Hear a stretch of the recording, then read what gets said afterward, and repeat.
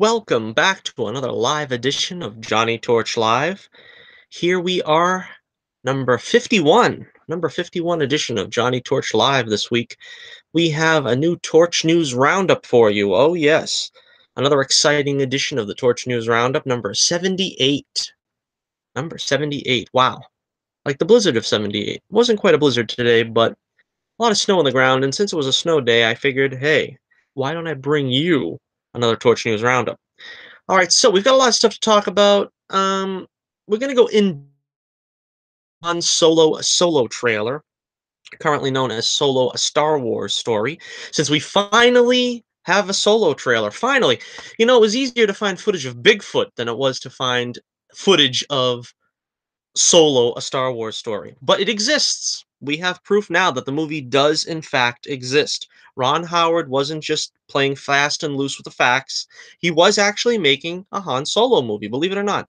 And we are going to get to that footage later on tonight. Well, at least images of it, because I haven't been able to crack the mastery of putting uh, the trailer up on screen. But it really doesn't matter at this point because I know I'm never going to get monetized. So all that concern goes out the window, so it's strangely liberating, so to speak.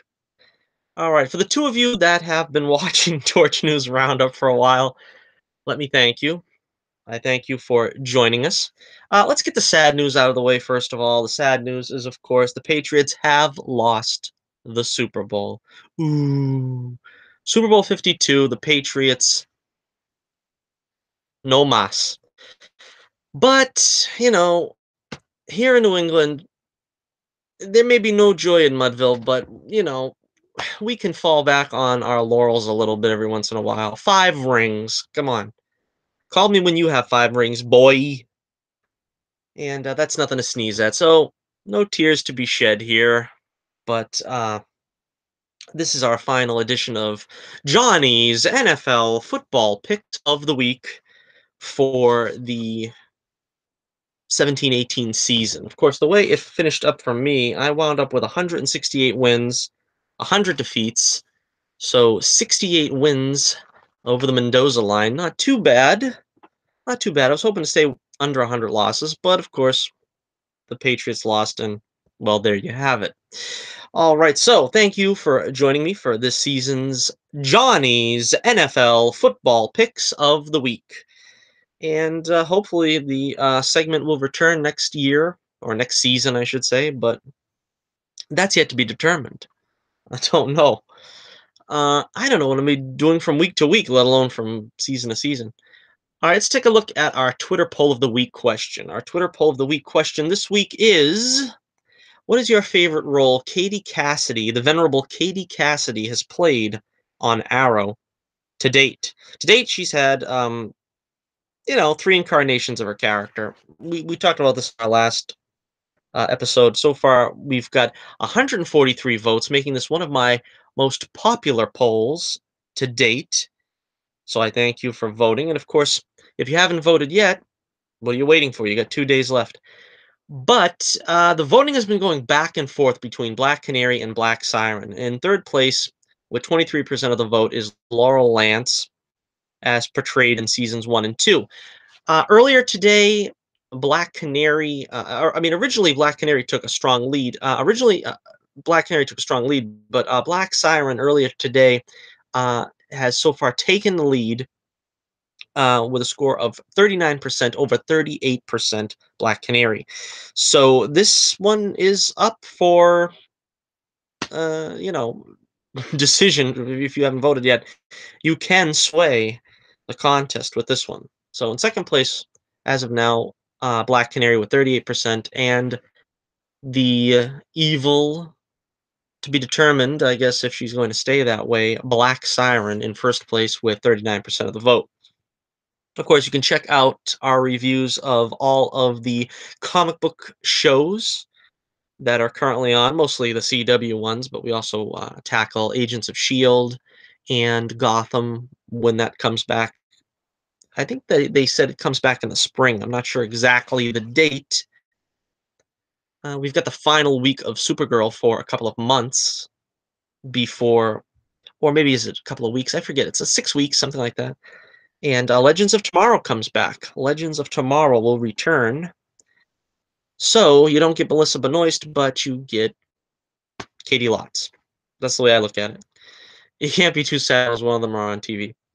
All right, so let's take a look now at our stories for the news roundup for this week. Okay. Uh, there's a lot of trailer coverage because, of course, when the Super Bowl airs, we've always got a big trailer show the following week. And that's what this is. But I heard that a Venom trailer is going to be out tomorrow.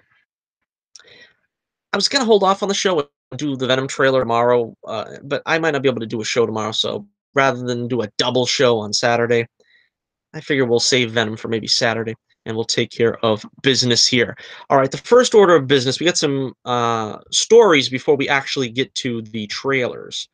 First up, this is a bit of news here, still in the Star Wars universe. All right, it's been announced that Game of Thrones creators David Benioff and D.B. Weiss, you can tell I don't know them from a hole in the ground, so I think that's how you pronounce their names. But they have been tasked with writing and producing a new series of Star Wars films for Disney. So the people that brought you Game of Thrones have now been tasked with bringing you a new Star Wars franchise. This will have nothing to do with the Rian Johnson franchise. I'm not even sure Rian Johnson's going to keep that franchise, to be totally honest with you. This might be their backup plan if they eventually decide to go another way, quote unquote, creative differences and all that. As someone that doesn't really know a whole lot about Game of Thrones, I've seen like maybe one episode. I don't know. I'm not really a Game of Thrones guy, but supposedly they have, a very fantastical show there, and they have a very drama of intrigue and all that stuff. That this is something that I think that they're trying to bring to Star Wars, so that it doesn't feel quite as lightweight as some of the projects have been. I guess I don't know. The quote here from Kathleen Kennedy is: "Storytellers working today. Their command of complex characters, depth of story, and richness of mythology will break new ground and boldly push Star Wars in ways I find incredibly exciting." Well, if her if her opinion of incredibly exciting has been the past couple of movies, I don't know if we can be that excited ourselves. But let me know what you think. Is this going to be a good idea? Is this going to be interesting? If you watch Game of Thrones, does this make you any more impressed with this choice? Let me know in the comments below. And also, I heard that they're going to do a Netflix series. Apparently, I mean a streaming service that is going to be having several Star Wars shows. I didn't hear that whole story, but that's also something that's apparently in the works. Is they're greenlighting these Star Wars series that are going to be on a competing streaming service other than Netflix, because of course Disney is pulling out of Netflix sometime this year, I believe. Okay, so we have another a vastly different topic here coming up next here. For those of you Riverdale fans, and as I'm taping this, Riverdale is still on. I still haven't caught up with that show. But the spin-off to Riverdale, Sabrina's Crazy Creepy Adventures. No, I don't know what it's actually called. Let me take a look at my notes. Let's see. The Chilling Adventures of Sabrina. That's what this show is being called. I haven't covered any of this. They apparently have the actress that's going to play Sabrina now. So let's get that picture up there. First of all, this is a first for a Torch News Roundup where we cover the Chilling Adventures of Sabrina. Uh, let's see. This chick is named, I can't even pronounce it. Let's see. Kiernan Shipka. Kiernan Shipka. Okay, she's going to play the new Sabrina. Sabrina the Teenage Witch, as known in the Archie comics, originally the fun and witty Archie comics. According to the description, This show is going to be a dark coming-of-age story that traffics in horror, the occult, and, of course, witchcraft. Totally in the vein of Rosemary's Baby and The Exorcist. Viewing fun for the whole family. This adaptation finds Sabrina wrestling to reconcile her dual nature, half witch, half mortal, while standing against the evil forces that threaten her, her family, and the daylight world humans inhabit. Okay, so it's no surprise that they're going to go on a dark or serious vein with the story. If you've seen Riverdale, it's not just malt shop antics and so forth. It's you know, crime drama on top of angst, and now we've got horror on top of it all, so it's not entirely surprising. I don't really know who this actress is, to be totally honest. It says here Sabrina Spellman, an empowered young woman, half human witch, who is just beginning her dark education as a sorceress, even as she tries to maintain a normal life as a sophomore at Baxter High. Intelligent, compassionate, and brave to the point of recklessness, Sabrina is all that stands between us and the forces of darkness that threaten our world. Let's see, the producers say, we are all such huge fans of Kiernan's work that when we started talking about who this new incarnation of Sabrina could be, her name was on everyone's wish list. This is a darker, more macabre version of Sabrina, and we're incredibly excited for people to see Kiernan make this iconic character her own.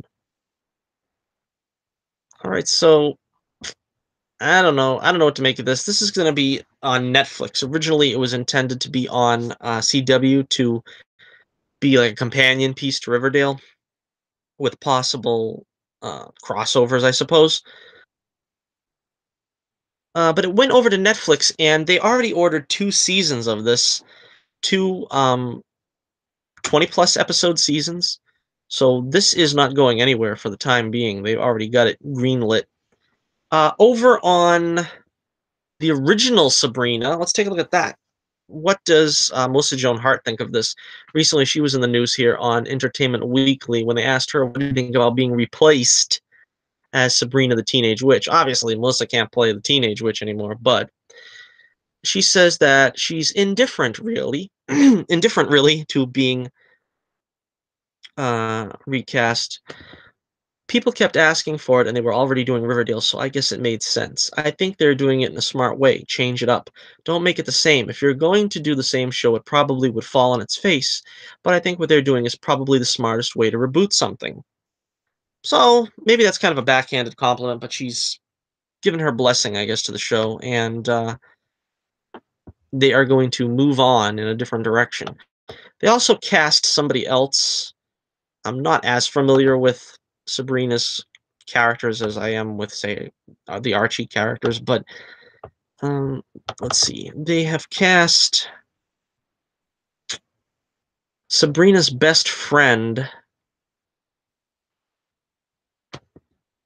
She will be played by Jazz Sinclair. Jazz Sinclair. All right. The character. I'm trying to find a character's name. Rosalind Walker. All right, she's gonna be playing Rosalind Walker. That's not a very good picture. It's kind of blurry, but it says here she will play a brash, empowered, and outspoken daughter of Greendale's minister and is best friends with Sabrina at Baxter High. So again, I'm not too sure about um, the supporting characters of Sabrina, but apparently this is a thing and it's going forward whether you like it or not. So let me know what you think about this Sabrina series, this all new Sabrina series, and if you think it's going to be worth checking out. All right, let's move on now to our trailer breakdowns because we know this is going to take some time. Let's start off with that Deadpool 2 trailer that just came out today. I got to jump on people finally for once. I'm making this video the same day that the trailer actually came out instead of waiting 3 or 4 days. And of course, it has to be Deadpool, which I'm not entirely interested in. So, but I watched the trailer and I got a few laughs out of it. It was pretty funny. Uh, Josh Brolin playing Cable. Is that who it is? I believe. And he's going to be playing. I can't remember his name now. What is it? He's going to be playing Thanos. That's right, in Infinity War. So he's got a busy summer ahead of him.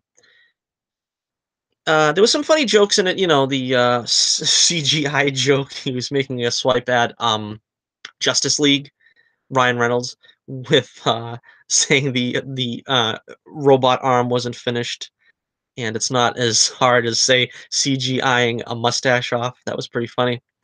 I don't know if that was supposed to be a joke or is that actually part of the character where Cable is carrying a teddy bear in his belt. Not too sure that that's not going to be just a joke. And then of course there was the joke of at the very end I thought was funny with um the old blind lady there. I'm not sure, but you can't point the gun in the right direction. And Deadpool says that's lazy writing to Cable. That was pretty funny. So yeah, it's funny. It's interesting. I'm sure it's going to be profane and not probably to my liking, but it's at least Deadpool is getting made and he's out there. And that is my review that took about as long as it took to watch the trailer. Okay, we're going to take considerably longer with Infinity War's Super Bowl ad. Let's take a look at, or do we have to call it the big game ad? Because I don't know, they come after you. They come after you. We got a bunch of images here. Let me see if I can put some of them on screen. All right, first up we had this image of Iron Man, Spider-Man, and Doctor Strange. Oh yes. Interesting to see these three together. What does this represent? This represents, billionaire geniuses. It represents the macabre and mystic arts, and it represents good old-fashioned youth and heroism. Interesting. Interesting, to say the least. One of my favorite lines is Tony saying, "It's all been leading up to this." And that's, as the kids say these days, kind of meta. It's the same thing we're all thinking. Let's take a look at a few more images here. We have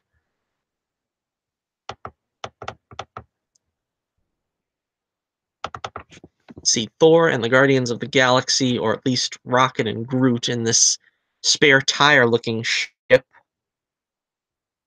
I'm not sure I really dig the way Thor looks. I don't know if they're ever going to change him back to having the long hair and the cape, and well, apparently he's not going to have the hammer anymore, so and it takes a lot to get used to. I mean, at least with Captain America, you can imagine that he could still put on the old costume and shave his beard. But with Thor, I think, I don't know, this is a little bit more of a long-term thing that we're going to have to endure with him. Of course, we don't even know if Cap is going to survive. Ooh, we have no idea. Okay, this is something else that bugged me. We've got Captain America's new shield, and it doesn't really even look like a shield. When Black Panther was saying, "Get this man a shield," a very famous quote from the original trailer, everybody kind of had it in their mind that, well, it's going to look something like the original Captain America shield, but this doesn't even look like a shield. I mean, this is like a gauntlet, really. It's not even a shield. How can he throw this? How can Captain America throw this thing? That thing is just going to fall on the ground. He isn't going to get that to come back to him. That's his whole gimmick. He throws the shield and it bounces off something and it comes right back to him. What is he going to do with that thing? What is he going to do? I don't know. I don't think he knows either. He's looking at it like he's kind of wishing it was something else. At least I think that anyway. But yeah, Black Panther. Go back to the drawing board and tell those scientists to come up with something else because that just ain't gonna cut it. I think what'll happen eventually is, they want Tony to give him the old shield back, and that's the reason why. That was my shield. That was my dad's shield. You can't have it. It belongs to me. He's gonna have to go back on that. He's gonna have to eat his words. All right, let's take a look at. Let's see here. This is we saw the Vision and Scarlet Witch again, which is pretty much the same shot, so I didn't bother picking that shot again. But here we got the Vision Looks like he's nursing some bruised ribs. It sees he's a robot. That's even more interesting. He's got bruised ribs as a robot. I mean, maybe that's his humanity showing through now. And of course, we have Cap in the. I guess that's the Nomad costume. Supposedly, it's sort of their version of the Nomad costume. After I don't know what it was, the late '70s, he wore that in the comics for a short time to show his dissatisfaction with America or something. So the Vision apparently is going to get a beat down, but he's not going to get killed, at least at this point in the movie. And it's also interesting to see that Vision is partnered with Captain America and Scarlet and Black Widow because he was originally on Team Iron Man, if you remember correctly. So he is switching allegiances here because we saw before uh, Tony in this film, in this trailer, that he's been surrounded with people that were or would probably be Team Iron Man. I mean, he was with Spider-Man, who was Team Iron Man. He was with Bruce Banner, who of course is best buddies with him, and he's with Doctor Strange, who is a free agent at this point. But this is the first time we kind of see. Well, Black Widow was kind of Team Iron Man, but knowing that her, you know, allegiances are pretty much only to herself, it's not surprising to see her actually go with Team Cap at this juncture. Let's see. Let's take one more look here at Black Widow because I still don't like the way she looks with the blonde hair. I don't like blonde hair on the Black Widow. I don't like blonde hair on Scarlett Johansson to begin with, but she looks much better with the red hair, and it doesn't help that like her eyebrows have vanished. They put like a little too much peroxide on her eyebrows, and now they look like they're non-existent. It's very strange. But apparently, she's going to be commanding the Wakandan battalion alongside Captain America and Black Panther. Black Widow going to have her own solo movie finally, so that is going to be probably some breaking news eventually about that. That's something to look forward to for Phase 4. And let's see, what else do we have here? This was kind of another thing that was kind of disappointing. We've got Spider-Man with the mask off again. Oh, ever since Tobey Maguire took off that mask in Spider-Man 2, I've been bemoaning the fact that Spider-Man's always got the freaking mask off. Leave that mask on, kid. That's your identity. But he's up there in space in a spaceship. I don't really know what's going on here, but he looks like he's way above the planet here. I mean, going to be breaking out of the atmosphere. This doesn't look good for our friendly neighborhood Spider-Man. He's just holding on for dear life, and it looks like some kind of a Doctor Octopus type tentacles behind him. If you ask me, I'm not sure if that's what they're trying to allude to, but probably not. And you can see Peter's wearing the old Spider-Man suit here. Not the proto suit that he wore in the Homecoming. This is the original one, not the Iron Spider quote unquote suit. So that's interesting to see that he's going to start with that probably before he makes his way up to the necessity of the Iron Spider suit. Let's see.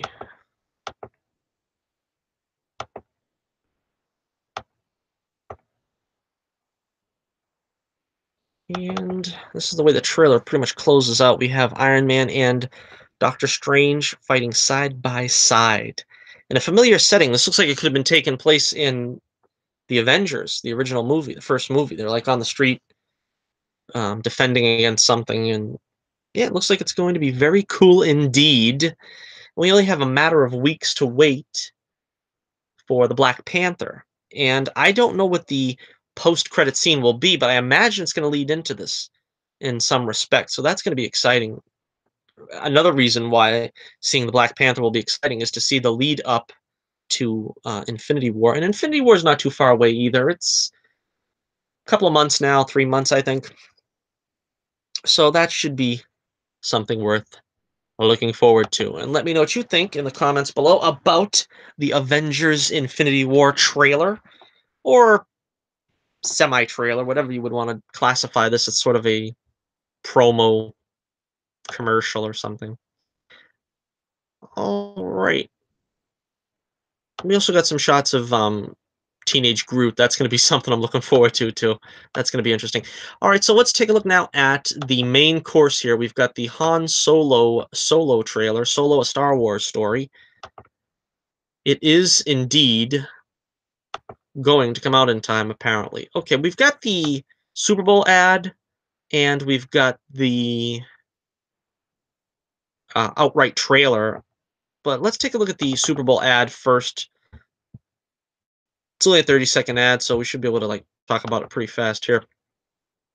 I love the iconic sounds and images because it's sort of like with Rogue One. They had that as a benefit where you just feel like you step right back into that time frame where the Empire is still out there, and basically not too much has changed in the episodes 7 and 8, but it just not necessarily a nostalgic feeling, but it does feel like it fits more in that little niche of Star Wars. It feels like we could kind of slot right back into that, late 70s, early 80s period where the films were being made originally. So I guess we have Han at this Imperial recruitment station, and he decides he wants to join the Empire. I was never too crazy with that origin idea for Han because he doesn't seem like a joiner to me. He never did.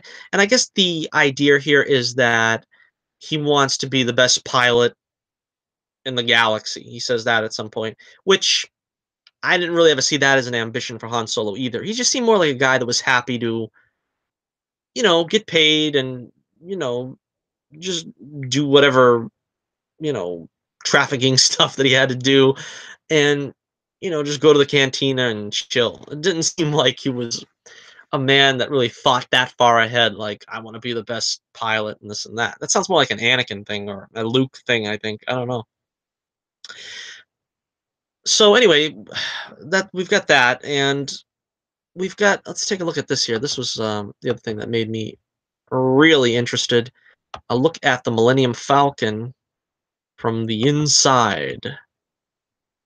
This was kind of interesting because the Falcon looks brand new. Can you believe that? Look how clean and shiny and everything it is.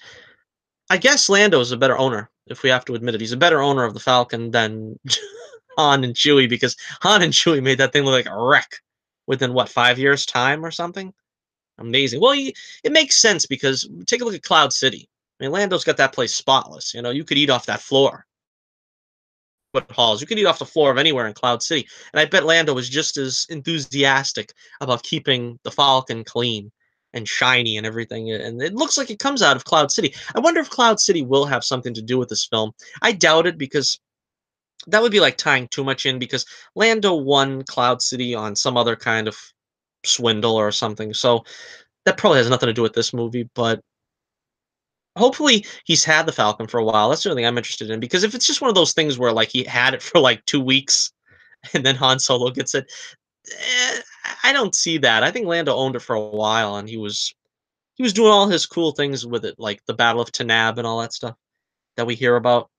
I'm kind of disappointed we're not really even getting a Lando solo film because Lando's got a lot of cool stuff that we could learn about him. But first things first, let's get a Han Solo movie out of the way. Then maybe we'll get the Lando spin-off later. Okay, so that's cool looking. All right, let's take a look at what else we have here.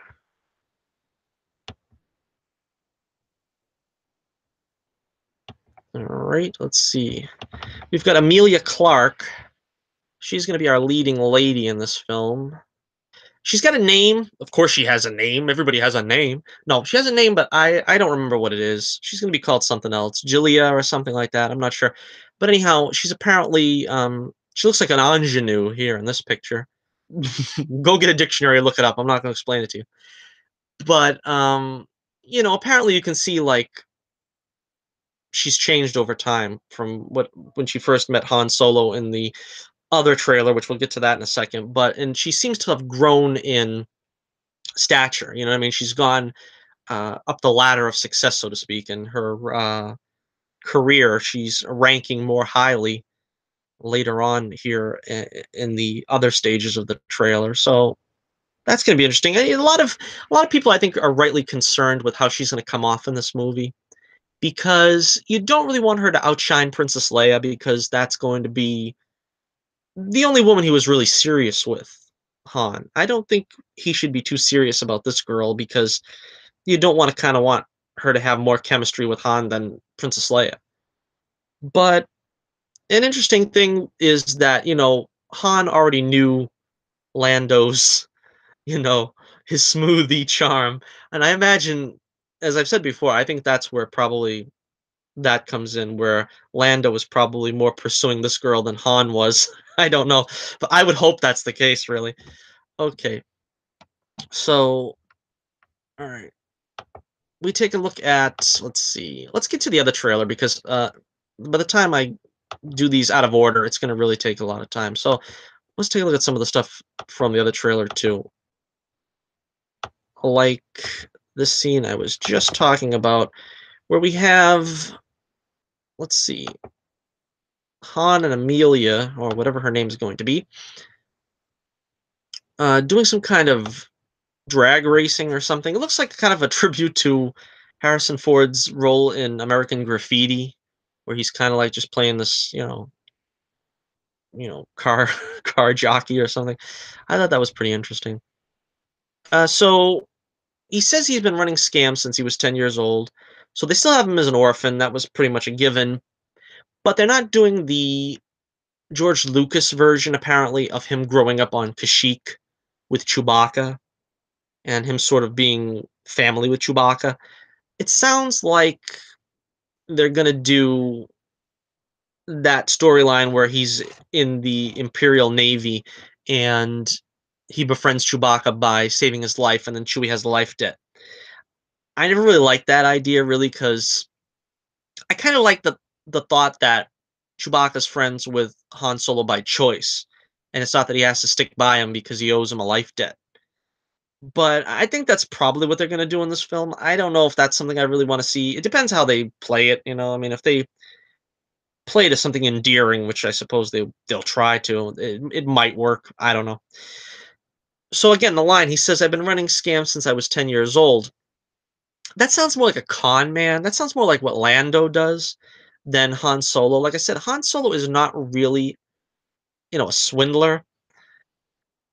Well, Lando calls him a swindler, but I mean, he doesn't strike me as a con man. So I don't really know how they're going to play that. If they're going to show him being more, he's more sort of slick than a con man. I mean, a con man kind of comes off to me as being kind of weaselly, and I think Lando could do that, but I don't think Han could come across as weaselly. I think he just comes across as slick. He talks his way in and out of a situation, which is sort of like something they tried to do in episode 7 with Kanja Club.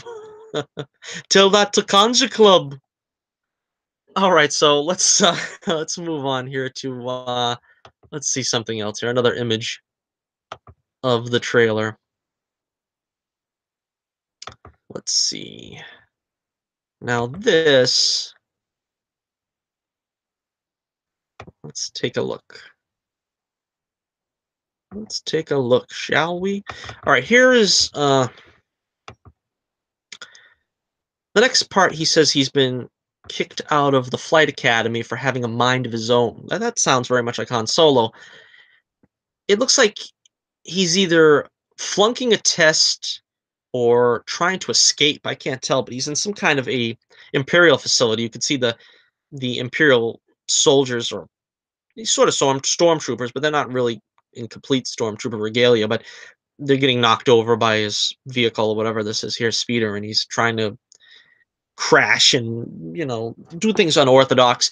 I think this is sort of his Kobayashi Maru. Because I think this film is going to be very closely compared to Star Trek, the one with J.J. Abrams.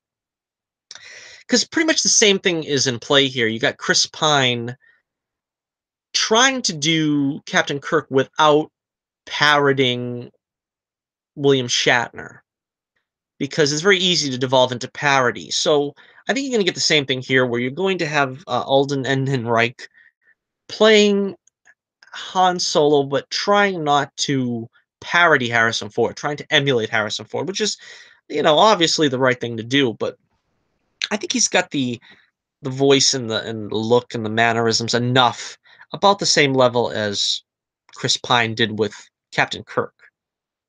So I think it's a successful in that respect, but we'll have to see more. All right, so let's see. Let's take a look at Woody Harrelson's character. I got a lot of images here. I picked 20 images for this. Whether I get to them all, I don't know, but so that's why it's taking some time for me to find the right one. All right, we got Woody Harrelson as Han Solo's mentor. And he says he's putting a crew together, which apparently includes the Amelia character, possibly Lando, a black woman, and some monkey-faced creature that's at the gunnery post or something. Now, this is interesting to me because we don't see any hint of Jabba the Hutt or Boba Fett or Greedo.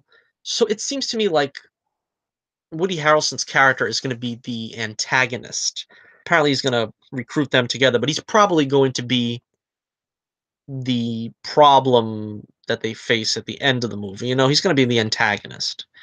That's what I got from this. They might be holding back on who the real heavy is. Probably won't be Jabba the Hutt, but I was hoping to see Jabba, maybe Boba Fett, Greedo. I'm sure there'll be some Easter eggs, but to have a main part doesn't look like it.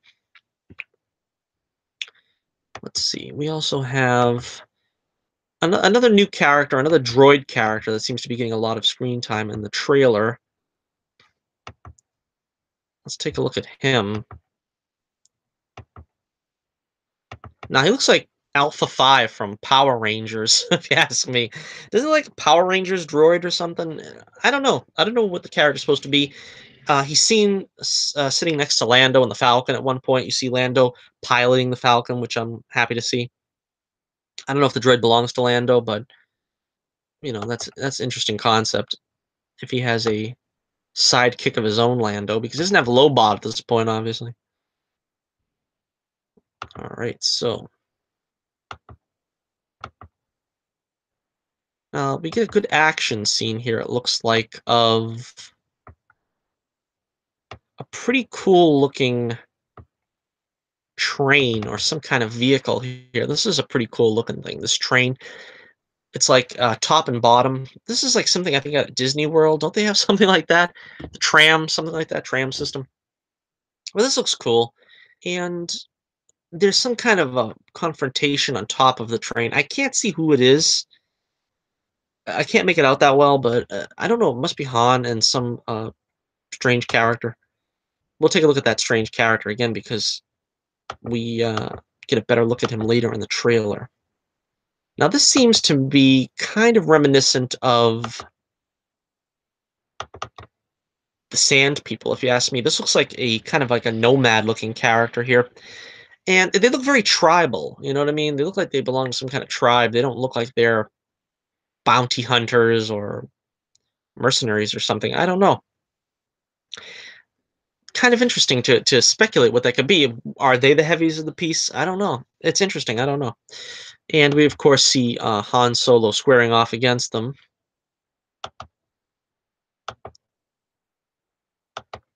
Let's see, with a classic, you know, Han drew first type movement here. I wonder if they're going to do something like that. And that's the thing that I'm kind of concerned about. Are they going to do, you know, Han blasts this guy away, and then like somebody says to him, the guy was unarmed. How do you do that? And he's like looking at the camera knowingly. I always shoot first. Something like that. If they do something like that, I'm gonna lose my mind. I'm just gonna go crazy because that's become such a thing.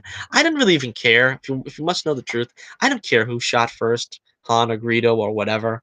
It's not that important to me. I mean, I could see the point. The I could see the argument for either way. There was nothing wrong with it the way it was. But then again, you don't really want to see Han blasting someone away from under the table. It's not really very heroic. I don't know. It doesn't matter to me either way, but I have a feeling that might be resolved here in this one. We'll see. We'll see. Will they do that? Will Ron Howard do that? I don't know. Maybe that was something Lord and Miller were going to do. Han looks knowingly into the camera. I don't always shoot first, but when I do, I don't know. I don't know. Let's take a look. This is a strange looking thing. This is some kind of swanky party or something. I don't know. I don't know what that is. I guess that's where Amelia Clark's character is working from, because she's you see her in it, and I don't know what these people are doing here. I don't know what's going on. I don't know. Let's focus now on Lando for a second, because I've been waiting. I've been saving Lando for a little bit later in this broadcast. Let's see, Donald Glover as Lando, and like I said, Lando's a favorite of mine. I like to see a solo movie of Lando. So if this works out right with Donald Glover, which he's apparently got, his fans, so maybe it'll work out. I'm not sure I like the look of Lando here, though. He's got like a beard. It's sort of like Han. I mean, I don't think either of these guys want to be called scruffy looking. He's got to have the mustache, but I don't know if I picture Lando with a beard, and then his hair is kind of, I don't know, nothing special. I mean, Billy D. There's no one cooler than Billy D. And with the hair and the mustache and everything, I don't know if he captured that look as well. I think he can probably capture the acting of him, but the look just kind of doesn't really do it for me. Although the costume looks pretty good. I like this costume. He's got sort of that yellow, sort of more of a regal color to him. A regal color scheme where Han is like wearing the black and blues and things like that. He's got gold, and his clothing obviously pops more. He's more of a dandy than Han was. So I think that works good. Uh, let's see here. What else do I have? There's only a couple more things here.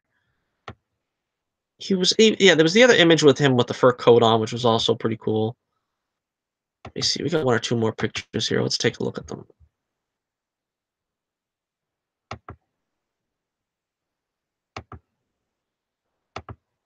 All right.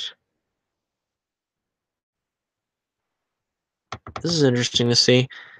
Is this before he owns the Falcon? Is this where he like really wants the Falcon? And that's kind of where he falls in love with the Falcon. I don't know. That's just a nice image. A really nice,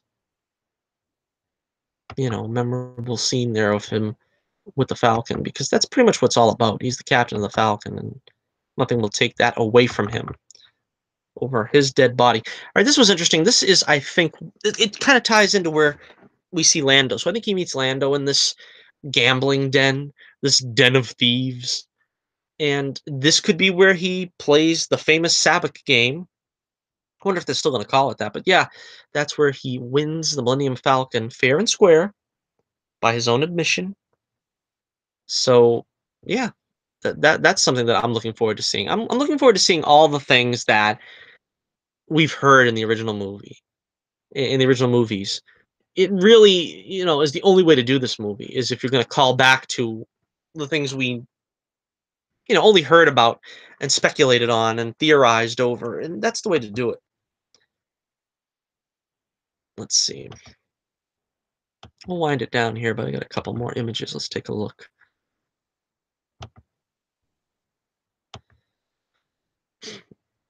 Of course, Han and Chewie, you got to see them both together. You don't see them too much together in the trailer.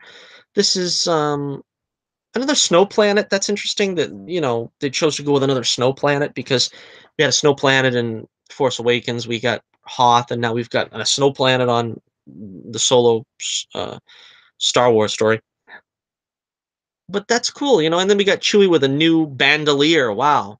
Chewie hardly ever changes his clothes, and that's what he decided to wear on this one, the double bandolier. I wonder why he goes back to the single. Is that going to be like something that's a story point? I don't know.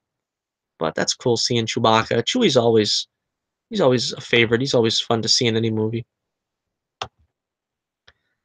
And let's see. All right, this was funny at the end here. I like this, where Han is piloting the Falcon. It looks like Han's piloting it. with Lando, Chewie, and Amelia Clark, and he says, "I thought we were in trouble from out there, but we're all fine now." And that's kind of like a obvious callback to the Death Star scene, of course, where he does, "We're all fine there now. How are you?" And I thought he sold it well. I thought he did pretty good, the kid, on that kind of humor. It just felt like a Han Solo thing. But like I said, this film was written by Lawrence Kasdan and his son. So if anybody knows the voice of Han Solo, I trust it to be Lawrence Kasdan. He even got the voice down pretty good in The Force Awakens. You know, that really wasn't the problem with The Force Awakens. He was still written correctly, Han Solo there. So I think Han Solo is going to be written correctly here. And I thought the scene felt very much like Han Solo from, A New Hope. And let's wrap it up here with, let's see. This is an interesting theory that I have. I speculate on this. Now we see the Millennium Falcon here in that scene where there's some kind of space octopus. There's a space octopus out there, and it's going to try to grab the Falcon, which is fun. It's an interesting concept.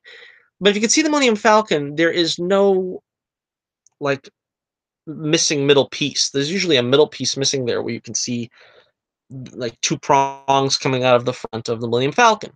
Now, I couldn't find an image of it, but you could see Han flying a ship that has the two prongs in front, and he's doing all this kind of, inside the planet, not outside the solar system, but inside in the interplanetary, flying around inside this ship. And he's flying around with that two-pronged ship. So I'm imagining what's going to happen is he's going to attach that to the front of the Millennium Falcon, which is one of those special modifications that Han made to the Falcon. That probably has something to do with the ship. That's a story point because, obviously he had to make more modifications than just, hollowing out a trench for hiding goods. So that I think that's a cool idea. That might be something that's a cool plot point to add to it. That for some reason this smaller ship that he's using is instrumental in making the Falcon what it is, that what we know it to be, in the other films. So let's see, that about wraps it up. So we have the end of the first trailer, or the first teaser, or whatever you want to call it, where they end it with Han and Chewie, best buds. That's them overlooking some kind of a ocean or something, and it's probably the end of the movie, I bet. But that's a great image. That's kind of the way we want to remember Han and Chewie all the time. So there you have it. There is our in-depth look at the Solo, a Star Wars story trailer, and yeah, I'm more optimistic now than I was before. It looks pretty good. You don't want to get your hopes up in the case of Disney Star Wars because, quite frankly, Disney Star Wars hasn't been that impressive. They've got a track record of one mediocre, one fairly good, one fairly bad, and now we're gonna find out what Han Solo is. I don't know. It's you can't judge a book by its cover. Let's give it a fair shot. Like I said, I think with Kasdan writing it, it's gonna feel very much like, original trilogy Han Solo. So it might please on that score. Also it's sort of like the way Rogue One pleased with the Darth Vader, not just the Darth Vader scene, but it kind of felt like the Empire of A New Hope. It kind of felt like the rebellion of the New Hope. It did feel like a period piece, like it belonged in with that era of the movies. And it feels like this could be the same way. It probably won't surpass the original films. I think we're pretty sure of that, but it will probably feel like a good companion piece, judging by this trailer at least. That's what I think. All right, so write your thoughts in the comments below. Let me know what you think. Are you excited for Solo: A Star Wars Story? I'm considerably more excited, I would say. And let me know what you think in the comments below. Check out my Twitter page in the description, and check out The Adventures of Bullets Bourbon Private Eye, written by yours truly. And we will see you when we see you. No, we will see you on the only way to spend your Saturday here with us on Johnnie Torch Live, when we're going to be taking on this week in comic book television. So until next we meet, this is Johnny Torch reminding you once again, keep the flame burning brightly, and I'll be with you again real soon.